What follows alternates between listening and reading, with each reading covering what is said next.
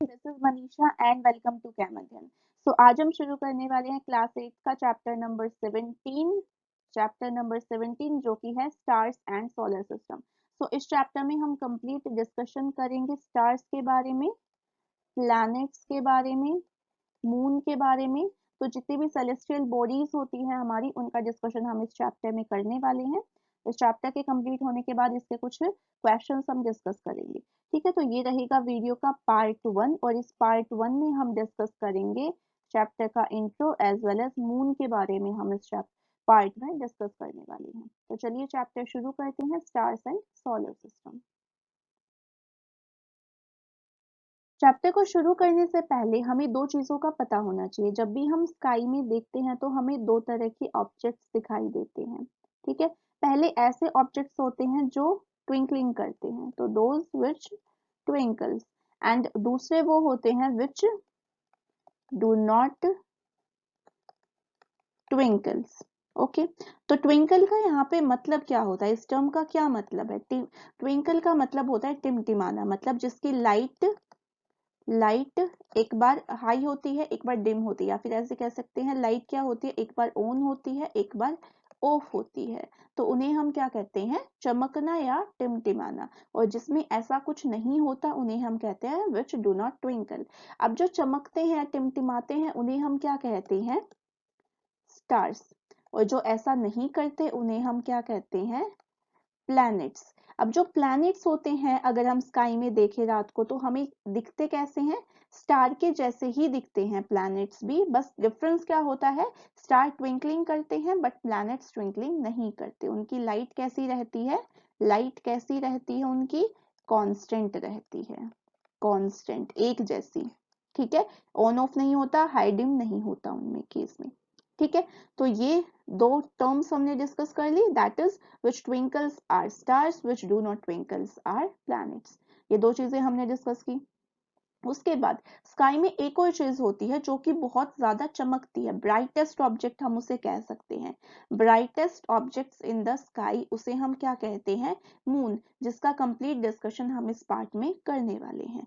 Okay, अब जो भी जितनी भी सारी चीजें होती हैं, जैसे कि स्टार्स हो गया, प्लैनेट्स हो गए, मून हो गया, और बाकी के जितने भी ऑब्जेक्ट्स होते हैं जो स्काई में प्रेजेंट होते हैं, उन्हें हम क्या कहते हैं?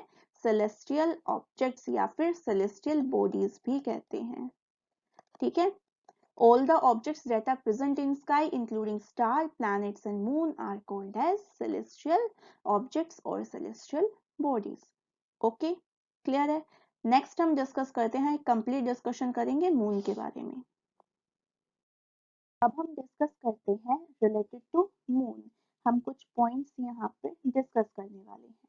तो मून के बारे में जस्ट हम अभी पढ़ के आए हैं, that moon is the brightest object of sky. ठीक है, स्काई में सबसे ज्यादा चमकने वाली चीज क्या होती है? मून। ठीक है, जैसे ही हम देखते हैं कुछ दिनों में, कभी हमें क्या दिखता है? फुल मून दिखाई देता है, कभी हमें मून दिखाई ही नहीं देता, कभी हमें बिल्कुल थिन मून दिखाई देता है। तो ये जो सारे फेजेस होते हैं मून के, इनके क्या नाम होते हैं, क्या इनका टाइम पीरियड होता है? ठीक है, उन सब के बारे में हम इस स्लाइड में डिस्कस करने वाले हैं। ठीक है, तो चलिए शुरू करते हैं फर्स्ट पॉइंट से, that is the day on which the whole disc of the moon is visible. जब हमें फुल मून दिखाई देता है, उस दिन को हम क्या कहते हैं? पूर्णिमा। पूर्णिमा के दिन हमें पूरा चांद दिखाई देता है। सो सबसे पहले हमें चांद कुछ इस तरह से दिखेगा, इस डे को हम कहते हैं पूर्णिमा। ठीक है, देयर आफ्टर, उसके बाद क्या होगा? हर रात को जो साइज है मून का, वो क्या होता जाएगा? डिसअपियर होता चला जाएगा, कुछ कुछ पार्ट डिसअपियर होगा और वो क्या हो जाएगा? थिन और थिनर होता चला जाएगा। मतलब मून हमें क्या दिखाई देगा? पहले फुल मून था, फिर उसका साइज क्या हुआ? थोड़ा सा डिक्रीज हुआ, फिर उसका साइज और डिक्रीज होगा। ठीक है, फिर उसका साइज और थिन हो जाएगा। ठीक है, फिर एक डे आएगा जब हमें चांद दिखाई ही नहीं देगा। तो ये सारे phases with in 15 days complete होते हैं। जितने भी मैंने आपको ये अभी फेजेस बताए हैं, ये 15 दिन में कंप्लीट होते हैं। ठीक है, सो सेकंड पॉइंट हमने डिस्कस कर लिया, that thereafter every night the size of moon become thinner and thinner. ठीक है, उसके बाद 15th डे में, मतलब ये अगर हम फर्स्ट डे माने तो 15th डे को हमें मून दिखाई नहीं देता, तो उस दिन को हम क्या कहते हैं, न्यू मून डे, जब हमें एक नया चांद दिखाई देता है उसके बाद। ठीक है, तो ये तो थी हमारी 15 डेज की साइकिल।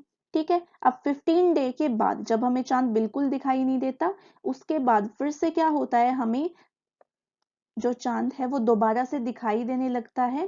ठीक है, डेली उसका साइज क्या होगा, बड़ा होता चला जाएगा। पहले हमें बहुत थिन मून दिखाई देगा, फिर उसका साइज और बड़ा हो जाएगा, और फाइनली हमें एक पूरा चांद दोबारा से दिखाई देता है।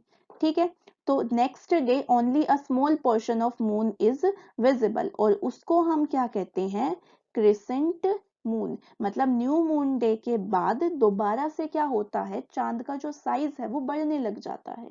ठीक है, तो इस next day from the moon which is new moon day से अगले दिन को हम क्या कहते हैं, crescent moon. Okay, then again moon grow larger and larger. Crescent moon के बाद फिर से हर रोज जो चांद का साइज है वो बढ़ने लग जाएगा, और 15th डे पे अगेन हमें क्या होगा, फुल मून विजिबल होगा। ठीक है, तो 15 डे की ये साइकिल होगी, और 15 डे की हमारी नेक्स्ट साइकिल होगी। तो अगर हम इस कंप्लीट साइकिल की बात करें तो अप्रोक्स कितने दिन लगते हैं, 29 डेज लगते हैं, और इस 29 डेज के पीरियड को हम क्या बोलते हैं, मंथ। जो हम डिस्कस करते हैं जनवरी, फरवरी, मार्च, अप्रैल, ये जितनी भी चीजें हम डिस्कस करते हैं मंथ, तो उनका जो टाइम पीरियड कितना होगा, 29 डेज, जिसमें हमें एक फुल मून से नेक्स्ट फुल मून दिखाई देता है। ठीक है, तो इसका टाइम पीरियड कितना होगा, 29 डेज, जिसे हम क्या कहते हैं, ल्यूनार साइकिल। ठीक है, तो एक बार फिर से रिकैप कर लेते हैं। सबसे पहले हमें दिखेगी पूर्णिमा वाले दिन पूरा चांद दिखाई देगा, उसके बाद 15 डेज तक चांद का साइज कॉन्टिन्यूसली डिक्रीज होता जाएगा, थिनर और थिनर होता चला जाएगा। फिर उसके बाद जिस दिन हमें चांद बिल्कुल भी दिखाई नहीं देगा, उस पीरियड को हम क्या बोलते हैं, new moon day. New moon day से नेक्स्ट हमारा जो मून का साइज है वो दोबारा से बढ़ने लग जाएगा, वो बड़ा और बड़ा होता चला जाएगा, और न्यू मून डे से नेक्स्ट डे को ही हम क्या कहते हैं, क्रिसेंट मून। और जिस दिन अगेन 15 दिन के बाद हमें एक पूरा चांद दोबारा से दिखाई देगा, फुल मून दिखाई देगा, तो एक फुल मून से नेक्स्ट फुल मून तक का जो पीरियड होता है दैट इज ऑफ 29 डेज, जिसे हम क्या बोलते हैं, मंथ। ठीक है, सो ये एक क्विक रिकैप था जो हमने इस स्लाइड में डिस्कस किया है। ठीक है, नेक्स्ट हम इसे क्या करेंगे, एक डायग्राम से समझते हैं इसके सारे फेजेस को, पूरी ल्यूनार साइकिल को। देखिए, इस पिक्चर में आपको दिखाई दे रहा होगा चांद के कुछ फेजेस, मून के कुछ फेजेस यहाँ पे दिखाई दे रहे हैं। सो फर्स्ट ये है हमारा न्यू मून डे, जब हमें जो मून है वो विजिबल नहीं होता। न्यू मून डे के बाद क्या होता है, वैक्सिंग क्रीसेंट आता है, मतलब न्यू मून डे से नेक्स्ट जो होता है, जब हमारा साइज क्या होता है, इंक्रीज होने लग जाता है, मून का जो साइज है वो इंक्रीज होने लग जाता है, तो उसे हम क्या कहते हैं, उस नेक्स्ट डे को ही हम क्रिसेंट मून बोलते हैं। तो पर्टिकुलरली क्या नाम होगा, वैक्सिंग क्रीसेंट। ठीक है, उसके बाद आता है फर्स्ट क्वार्टर मून। ठीक है, जब हमें आधा चांद दिखाई देता है बिल्कुल, फर्स्ट क्वार्टर मून। उसके बाद जब हमें अप्रोक्स 3/4 पार्ट दिखाई देता है मून का, that is waxing gibbous. Waxing gibbous, waxing gibbous के बाद हमें एक फुल मून दिखाई देता है जिसे हम पूर्णिमा भी कहते हैं। उसके बाद फिर से क्या होता है, साइज डिक्रीज होने लग जाता है, तो इसे हम क्या कहते हैं, वैनिंग गिबस। वैनिंग गिबस कहते हैं। वैनिंग गिबस के बाद फिर उसका 1/2 हो जाता है बिल्कुल, तो लास्ट क्वार्टर मून बोलेंगे। उसके बाद जब साइज और छोटा हो जाता है that is waning crescent. Okay, या फिर आप इस साइड से भी चल सकते हैं कि वैनिंग गिबस से फिर जनरली क्या होता है, this was the cycle, waning gibbous से last quarter moon, then waning gibbous, then full moon, then waxing gibbous, first quarter moon, waxing crescent and then new moon. ठीक है, तो इस तरह से कुछ साइकिल होती है हमारी। ओके, और जो ये साइकिल होती है दैट इज ऑफ 29, अप्रोक्स हमने 29 डिस्कस किया था, एक्यूरेट अगर हम बात करें तो 29.53 डेज होती है, और इसे हम क्या कहते हैं, ल्यूनार साइकिल या फिर मंथ भी बोलते हैं। ठीक है, तो कुछ इस तरह से हमारे फेजेस होते हैं मून के, इन्हें आप याद कर लीजिए इनके नाम। ठीक है, तो ये हमारे 1 2 3 4 5 6 7 8 फेजेस हो गए। ठीक है, नेक्स्ट हम डिस्कस करते हैं रिलेटेड टू रीजन, कि जो हमें ये मून के डिफरेंट डिफरेंट फेजेस दिखाई देते हैं, ये फेजेस क्यों दिखाई देते हैं, तो ये क्वेश्चन मार्क है, हमें इसका आंसर ढूंढना है कि हर रोज हमें एवरीडे हमें अलग अलग शेप क्यों दिखाई देती है मून की। ओके, तो सबसे पहले इसे जानने से पहले हमें ये पता होना चाहिए कि जो मून होता है उसकी खुद की कोई लाइट नहीं होती है। तो first point is moon does not produces its own light. जैसे कि हमारा सन हो गया, हमारे स्टार्स हो गए, इन सब के पास क्या होती है, खुद की एक लाइट होती है, ठीक है, लेकिन मून के पास खुद की कोई लाइट नहीं होती। ये क्या करता है, रिफ्लेक्ट करता है। रिफ्लेक्ट करता है किसकी लाइट को, सनलाइट को, ठीक है। मून के पास खुद की कोई लाइट नहीं होती, ये सिर्फ क्या करता है, रिफ्लेक्ट करता है सन की लाइट को, ठीक है। अभी जितना पार्ट रिफ्लेक्ट कर पाएगा वही पार्ट हमें विजिबल होता है, इसीलिए हमें मून की जो शेप है वो अलग अलग दिखाई देती है, क्योंकि हमें उतने ही पार्ट में लाइट विजिबल होते हैं। इसे हम डायग्राम से भी समझेंगे, पहले हम थ्योरेटिकल पार्ट समझ लेते हैं, ठीक है। नेक्स्ट पॉइंट देखो, we see moon because the sunlight falling on it gets reflected to us. हमें चांद दिखाई क्यों देता है, क्योंकि सनलाइट जो है वो कहाँ पे गिरती है, मून पे गिरती है, और वो रिफ्लेक्ट होके हमें दिखाई देती है, हमारी तरफ आती है, ठीक है। We see only that part of moon, हमें मून का सिर्फ वही पार्ट विजिबल होता है जो लाइट को क्या कर रहा होता है, रिफ्लेक्ट कर रहा होता है, ठीक है। अगर ये हमारा मून है और इतने पार्ट पे अगर लाइट गिर रही है तो हमें क्या होगा, यही पार्ट क्या होगा, विजिबल होगा। अगर सिर्फ इतना पार्ट लाइट को रिफ्लेक्ट कर पा रहा है तो हमें विजिबल भी इतना ही पार्ट होगा। वैसे ये कंप्लीट मून ऐसा ही होता है, बस हमें दिखाई उतना देता है जो इतना पार्ट वो सनलाइट को रिफ्लेक्ट कर पाए, ठीक है। क्योंकि क्या होता है कि ये हमारी अर्थ हो गई, ठीक है, इसके अराउंड क्या होता है, ये मून रिवॉल्व कर रहा होता है, ठीक है, और ये दोनों मिलके किसके अराउंड रिवॉल्व कर रहे होते हैं, सन के अराउंड रिवॉल्व कर रहे होते हैं। तो हमेशा जो सनलाइट है वो कंप्लीट मून पे नहीं गिरती, वो महीने में 2 ही बार मून पे कंप्लीट डलती है, इसलिए हमें 2 ही बार क्या होता है, moon completely full moon visible होता है। रादर जैसे जैसे ये जो अर्थ और मून है, ये अर्थ सन के अराउंड चक्कर लगाते हैं, या फिर जो मून है वो अर्थ के अराउंड चक्कर लगाता है, तो हमें कुछ कुछ पार्ट ही उसका मून का विजिबल होता है, क्योंकि कुछ ही पार्ट क्या कर पाता है, लाइट को रिफ्लेक्ट कर पाता है, इसलिए हमें कुछ ही पार्ट उसका विजिबल होता है, ठीक है। ये रीजन है, हम इसे डायग्राम से भी समझते हैं। देखो यहाँ पे सन दिखाया गया है, ठीक है, ये सन की जो लाइट है ये यहाँ पे मून पे गिर रही है, और ये मून की लाइट फिर क्या हो रही है, अर्थ पे रिफ्लेक्ट हो रही है, ठीक है, इसीलिए हमें मून का ये पार्ट विजिबल होता है। ये डायग्राम आपका एनसीईआरटी में भी गिवन है, आप इसे इससे भी समझ सकते हैं कि ये जो सन की लाइट है यहाँ पे, ठीक है, ये यहाँ पे आ रही है, और ये जो मून का ये जो पार्ट है, इतने पार्ट पे हमें सन की लाइट दिखाई गिर रही है, तो इतना ही पार्ट क्या होगा, रिफ्लेक्ट होगा, ठीक है। तो इतने पोर्शन में क्या होगी, नाइट, और इतने पोर्शन में क्या होगा, डे, ठीक है, क्लियर है। तो हमें वही पार्ट विजिबल होगा जो लाइट को रिफ्लेक्ट कर पाए, बाकी का पार्ट हमें विजिबल नहीं होगा, ठीक है। बढ़ते हैं नेक्स्ट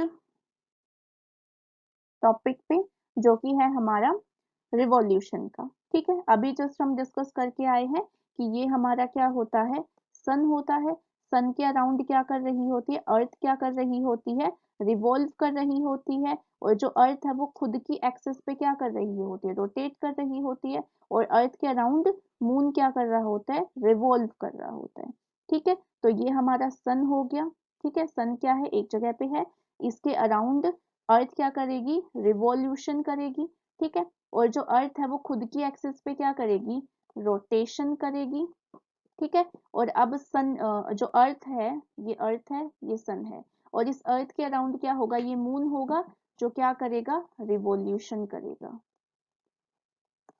ठीक है। तो 2 रिवॉल्यूशन होते हैं और एक रोटेशन होता है, ठीक है। तो यहाँ पे क्या होगा, moon revolve around the earth, जो चांद है वो धरती के चारों तरफ चक्कर लगाता है, और धरती और चांद मिलके सन के अराउंड चक्कर लगाते हैं, ठीक है। तो यहाँ पे 2 टर्म्स हमें दिखाई दी हैं, that is rotation and second is revolution. तो रोटेशन कौन करती है? अर्थ करती है। और कहाँ पे करती है? अपनी एक्सिस पे करती है। और रिवॉल्यूशन कौन करता है? Earth and moon. Earth and moon. Earth किसके अराउंड रिवॉल्व करती है? सन के अराउंड। और मून किसके अराउंड रिवॉल्व करता है? अर्थ के अराउंड। और ये दोनों मिलके किसके अराउंड रिवॉल्व करते हैं? सन के अराउंड। ठीक है, एक क्विक रिकैप करते हैं इससे रिलेटेड जो हमने अभी डिस्कस किया है। एक हमारे पास बीच में सन होता है जिसके अराउंड अर्थ जो होती है वो रिवॉल्व कर रही होती है, रिवॉल्यूशन कर रही होती है। और जो अर्थ है वो अपनी खुद की एक्सिस पे क्या कर रही होती है? रोटेशन। और जो मून होता है वो धरती के अराउंड क्या कर रहा होता है? रिवॉल्यूशन। और अर्थ और moon combinedly revolve around sun. तो दो टर्म्स हैं, रोटेशन और रिवॉल्यूशन। रोटेशन कौन करती है? अर्थ करती है, अपनी एक्सिस पे करती है। रिवॉल्यूशन कौन करता है? अर्थ करती है सन के अराउंड। और मून करता है अर्थ के अराउंड। और ये दोनों मिलके करते हैं सन के अराउंड। ठीक है, तो ये है कंप्लीट। इसीलिए हमें क्या होता है, जैसे जैसे ये रिवॉल्यूशन और रोटेशन करते हैं तो हमें कुछ ही पार्ट मून का विजिबल होता है, क्योंकि कुछ ही पार्ट सनलाइट का मून के तरफ रिफ्लेक्ट हो पाता है। ठीक है, क्लियर है। अब बात करते हैं मून के सरफेस के बारे में।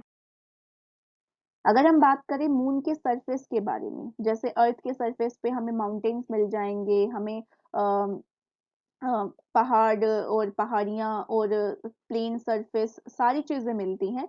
सिमिलरली मून का भी एक सरफेस होता है, तो हम उसके बारे में डिस्कस करते हैं। That is first is dusty and barren. Dusty मतलब धूल भरा, और बैरन का मतलब होता है नॉन फर्टाइल, मतलब जहाँ पे हम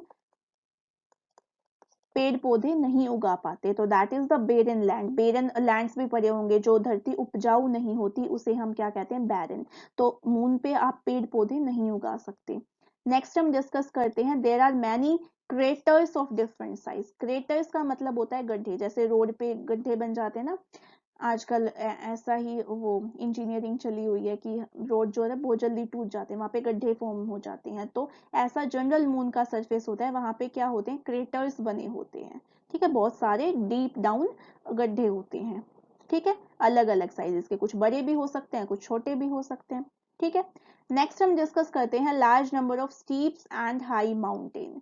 बहुत सारे क्या होते हैं? माउंटेन। जैसे अर्थ पे बहुत सारे छोटे माउंटेन्स भी होते हैं, बड़े माउंटेन्स भी होते हैं। सिमिलरली स्टीप और हाई माउंटेन्स होते हैं। स्टीप मतलब बिल्कुल खड़े, और इस तरह से बहुत सारे क्या होंगे वहां पे? माउंटेन्स होते हैं। ठीक है, उसके बाद नेक्स्ट पॉइंट हम डिस्कस करते हैं दैट जैसे धरती का एक एटमॉस्फेयर होता है जहाँ पे आपको कार्बन डाइऑक्साइड मिल जाएगी, ठीक है, ऑक्सीजन मिल जाएगी, नाइट्रोजन मिल जाएगी। तो ये सारी गैसेस मिलके क्या करती हैं? एटमॉस्फेयर फॉर्म करती हैं। तो ऐसा कोई भी एटमॉस्फेयर आपको मून में दिखाई नहीं देगा। तो moon do not have any atmosphere. ठीक है, उसके बाद हम डिस्कस करते हैं last point, that is moon do not have water. जैसे जो धरती है उसमें मैक्सिमम पोर्शन क्या होता है? वाटर से कवर्ड है। तो ऐसा कुछ यहाँ पे नहीं है। ये जो चांद है वहां पे कोई पानी नहीं है, ना वहां पे कोई एटमॉस्फेयर है, ना वहां पे आप पेड़ पौधे उगा सकते हो। ठीक है, so this was complete detail about moon. Okay, last एक फैक्ट आता है रिलेटेड टू मून जो आपके क्वेश्चंस में आ सकता है, दैट इज फर्स्ट जो ह्यूमन बीइंग थे जो चांद पे गए थे उनका क्या नाम था? That is Neil Armstrong landed on moon in first time in 1969। 1969 में पहले जो अमेरिकन एस्ट्रोनॉट थे वो चांद पे गए थे। डेट क्या थी? जुलाई 21। So on July 21 1969 American astronaut Neil Armstrong landed on the moon for the first time. तो ये एक फैक्चुअल क्वेश्चन है जो आपको पता होना चाहिए रिलेटेड टू मून। ठीक है, क्लियर है। So this was all about part 1 of the chapter. यहाँ पे हमने कंप्लीट डिस्कशन कर लिया है मून से रिलेटेड। ठीक है, बाकी का हम पार्ट करेंगे पार्ट 2 में, जो कि जल्दी ही अपलोड हो जाएगा। तो इससे रिलेटेड जो भी आपको डाउट्स हैं तो वो आप कहाँ पूछोगे? In the comment section. ठीक है, अगर आपको इस वीडियो लेक्चर से रिलेटेड जो भी ये पीपीटी अगर आपको चाहिए तब भी आप कमेंट में बता सकते हैं। इसकी जो लिंक है वो मैं डिस्क्रिप्शन में प्रोवाइड करा दूंगी। ठीक है, thank you and happy learning.